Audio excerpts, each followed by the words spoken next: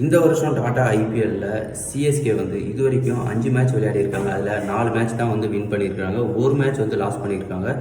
இன்னும் வந்து சிஎஸ்கேக்கு 9 மேட்ச் இருக்குது. அந்த 9 மேட்ச்சில் 6 மேட்சாவது வின் பண்ணாதான் பிளே ஆஃப்குள்ளே அவங்க காலடி எடுத்து வைக்க முடியும். இப்போ ஒரு அப்டேட் வந்திருக்கு, என்ன அப்படின்னா சிஎஸ்கே டீமில் ருத்ராஜ் கெய்க்வாடுக்கு வந்து எலும்பு முறிவு ஏற்பட்டிருக்கு. ஸோ அதனால் அவர் இந்த வருஷம் ஐபிஎல்ல மீதி இருக்கிற 9 மேட்ச் வந்து சிஎஸ்கேக்காக விளையாட மாட்டார்.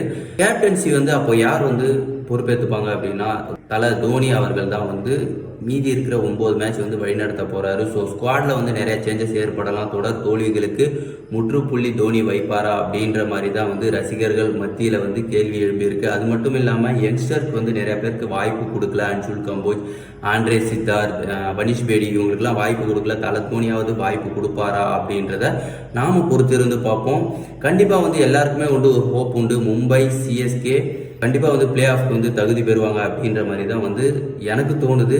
உங்களோட டாப் 4 பிளே ஆஃப் டீம் எது அப்படின்றத கமெண்ட்ல சொல்லுங்கள்.